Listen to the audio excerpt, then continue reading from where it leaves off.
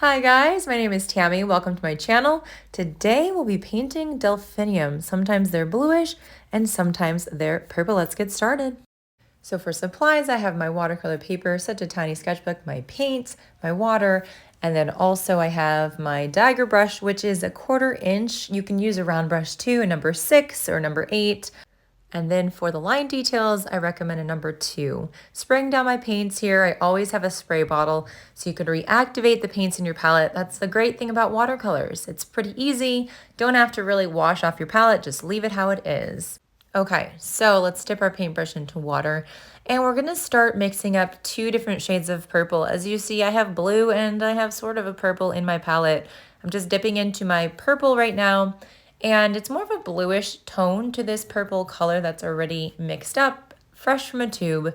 And then what I'm going to do is make a second purple that's a little bit more on that pinky side. So I just put some fuchsia in with my purple that I have. It's a little bit too fuchsia. So let's dip in, add a little more blue to that just to tone it down. Now, you don't have to do your color mixing before you paint. I don't always do it, but I just thought it's nice to have that example side by side so you can see the different shades we're using.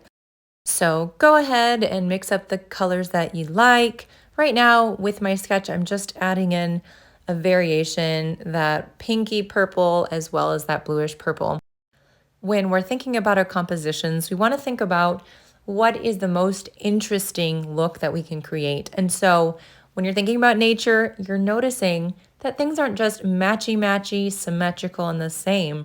Sometimes you'll notice on one plant, you can have flowers that have various shades, and it's kind of crazy to see how it works in nature. So I guarantee that if you try to paint like that, not being so symmetrical, but adding in variations of things, that you'll find a more pleasant composition in the end.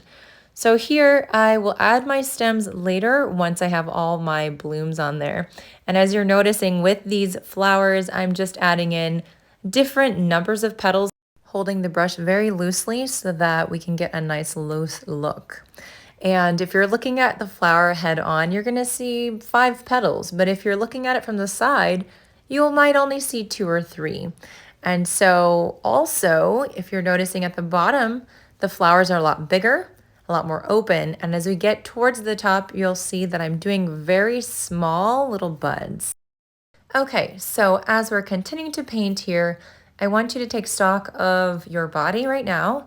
And if you're feeling any muscle tension, because if you are, that means that you're feeling a certain amount of anxiety over painting, which is something that's pretty common. It even happens to me even though I've been painting for a while. And sometimes we'll feel like our stomach is really tight or maybe our shoulders, and we're holding in that tension and we're actually tensing up our body. That tends to happen if we're worried that we're going to get hurt in life, not that we're going to get hurt painting, but when we're having anxiety and we tense up body parts, we're kind of bracing ourselves for something bad to happen. And so if that's happening to you, take a deep breath and just remember to relax and have fun, because this is supposed to be a helpful healing thing. It's not supposed to be stressful. So as you're looking at your composition right now and you're seeing the beautiful shades of purple, I'm hoping that you're able to find some enjoyment in this process. If you see this lovely, beautiful, springy flower, I hope that it brings you great happiness to realize that you're painting this and you're creating this. This would be such a cute greeting card, or maybe a little postcard that you could put on a little piece of cardstock and mail that to someone, thanking them for something lovely they did, or just wishing them a happy birthday. Anyway, lots of things you can do with this little design. So we're adding in with our pointy side of our brush, or you can do the number 2 round if that's what you have.